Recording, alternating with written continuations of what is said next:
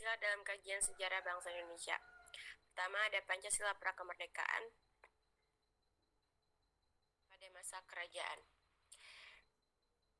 Kerajaan Kutai menjadi pembuka pertama kali zaman sejarah bagi bangsa Indonesia karena telah menampilkan nilai sosial, politik, dan ketuhanan dalam bentuk kerajaan.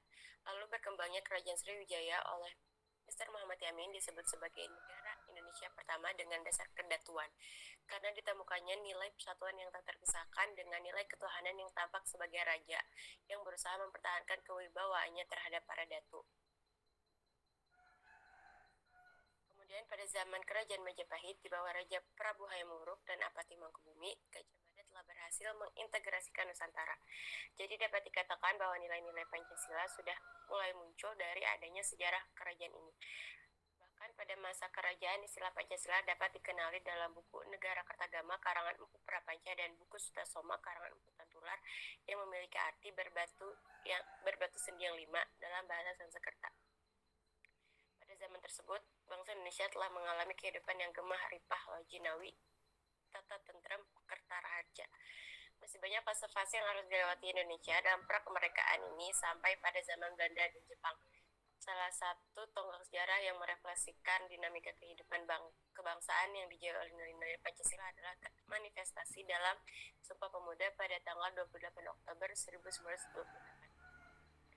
Penemuan kembali Pancasila sebagai jati diri bangsa terjadi pada sidang pertama BPUPKI yang dilaksanakan pada 29 Mei sampai 1 Juni 1945. Insinyur Soekarno menyebutkan 5 dasar bagi Indonesia merdeka. Alternatifnya bisa diperas menjadi Trisila, bahkan dapat dikerucutkan lagi menjadi Ekasila. Trisila meliputi sosionasionalisme, sosiodemokrasi, dan ketuhanan. Sedangkan Ekasila yang dijelaskan oleh Insinyur Soekarno yaitu gotong royong. Karena menurut Insinyur Soekarno, negara Indonesia kita didirikan haruslah dengan gotong royong, tetapi yang lahir pada tanggal 1 Juni itu adalah nama Pancasila, di samping nama Trisila dan Ekasila yang tidak dipilih. Kemudian ada Pancasila era kemerdekaan. Dipersingkat ya, Rahma. Ya, Bom Hiroshima dan Nagasaki.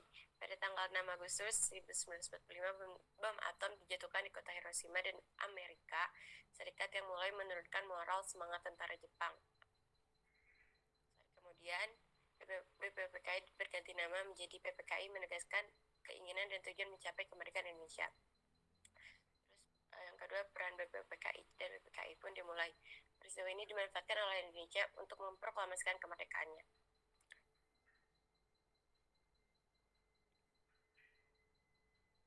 Itu dengan ditulisnya teks proklamasi dan dideklarasikan pada tanggal 17 Agustus 1945 yang tertuang dalam Piagam Jakarta tanggal 22 Juni 1945. Terus yang ketiga, Pancasila era Orde Lama. Ada sidang konstituante. Terdapat dua pandangan besar terhadap dasar negara yang berpengaruh terhadap munculnya dekret presiden. Pandangan tersebut yaitu mereka yang memenuhi anjuran presiden atau pemerintah untuk kembali ke Undang-Undang Dasar 1945 dengan Pancasila sebagai dirumuskan dalam Piagam Jakarta sebagai dasar negara, sedangkan pihak lainnya menyetujui kembali ke Undang-Undang Dasar 1945 tanpa cadangan. Artinya dengan Pancasila seperti yang dirumuskan dalam pembukaan Undang-Undang Dasar yang disahkan PPKI pada tanggal 18 Agustus. Namun kedua usulan tersebut tidak mencapai quorum keputusan sidang konstituante. Ini menemui jalan buntu.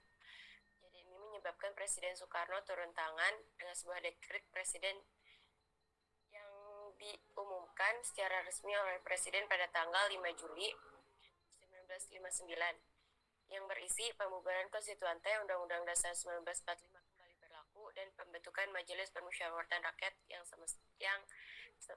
permusyawaratan sementara. Terus adanya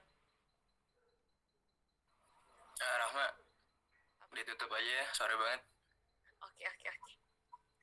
Sekian dari saya. Wassalamualaikum warahmatullahi wabarakatuh.